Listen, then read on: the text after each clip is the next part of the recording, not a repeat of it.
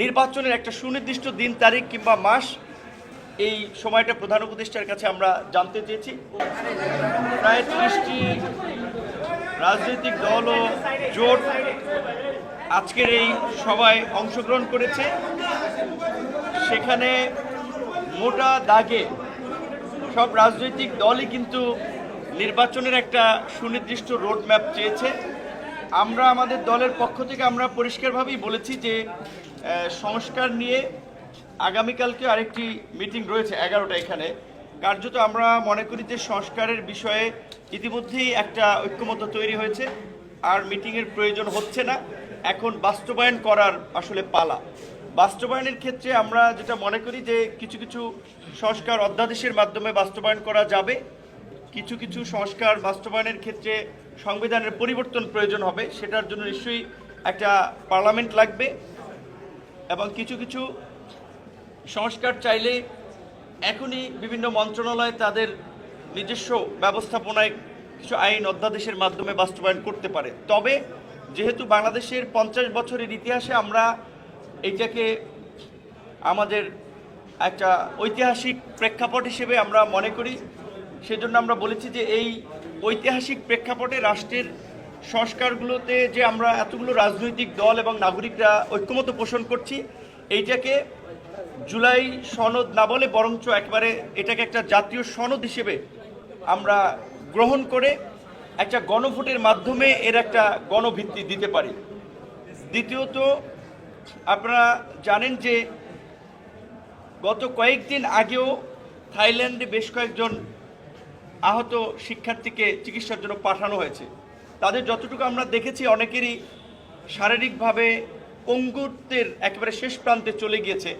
তাদের চিকিৎসা এখনও বিদেশ পাঠাতে সময় লাগছে, এখনও অনেকে যেতে পারে নাই, 9 মাস লাগছে। তো এর মধ্যে দিয়ে আমরা প্রধান উপদেষ্টার সামনেই জাতীয় ঐক্যমত্য কমিশনের সদস্যদের আইন উপদেষ্টা ছিলেন, আমরা পরিষ্কারভাবে বলেছি তারা জুলাইয়ের আহতদের চিকিৎসার ব্যবস্থাপনা এবং তাদের সহায়তায় ব্যর্থতার পরিচয় দিয়েছে যারা দায়িত্বে ছিলেন। সুতরাং এইটা সেনাবাহিনীর কাছে দিলে ম্যানেজমেন্টটা ভালো হবে। সরকারের প্রতি শুরুর দিকে যে একটা অভূতপূর্ব সমর্থন ছিল, সব রাজনৈতিক দলের একটা সহযোগিতা করার মনোভাব ছিল, সরকারের বেশ কিছু উপদেষ্টার বেশ কিছু কর্মকাণ্ড, রাজনৈতিক মন্তব্য সরকারের সাথে রাজনৈতিক দলগুলোর একটা দূরত্ব তৈরি করেছে, একটা সন্দেহ সংশয়ের সৃষ্টি করেছে। আমরা সেই সমস্ত উপদেষ্টাদেরকে অপসারণ করে উপদেষ্টা পরিষদ পুনর্গঠনের আমরা দাবি জানিয়েছি। একই সাথে আমরা এটাও বলেছি অতীতের ঘটনা টেনে যে আপনারা জানেন যে 2023 সালের 28 অক্টোবর বিরোধী দলের আন্দোলন সংগ্রামের পর 24 সালে যে নির্বাচন হয়েছিল, সেই নির্বাচন সম্পন্ন করার জন্য তৎকালীন ফ্যাসিস্ট সরকার এবং তার দোসররা প্রায় 32,000 বিরোধী দলের নেতাকর্মীকে গ্রেপ্তার করেছে। কিন্তু গত 9 মাসেও এই ফ্যাসিবাদের সাথে জড়িত এবং তার সহযোগী 3200 জনকেও গ্রেপ্তার করা হয় নাই। বরঞ্চ আমরা দেখেছি যে শেখ হাসিনার গত 16 বছরের গুম, খুন, লুটপাট এবং দুর্নীতির অন্যতম সহযোগী জাতীয় পার্টির যে আস্ফালন, আমরা এই বিষয়ে ব্যবস্থা নেওয়ার জন্য আমরা প্রধান উপদেষ্টার কাছে আমরা বলেছি। একই সাথে যেহেতু নির্বাচন নিয়ে রাজনৈতিক দলগুলো বলছে দ্রুত সময়, প্রধান উপদেষ্টা বলছে ডিসেম্বর থেকে জানুয়ারি, আমরা বলেছি যে ডিসেম্বরে হলে ভালো, ডিসেম্বরের আগে কেন নয়, ডিসেম্বরের আগেও ইলেকশন হতে পারে। সামগ্রিকভাবে আমরা সহ সব দলই নির্বাচনের একটা সুনির্দিষ্ট দিন তারিখ কিংবা মাস এই সময়টা প্রধান উপদেষ্টার কাছে আমরা জানতে চেয়েছি।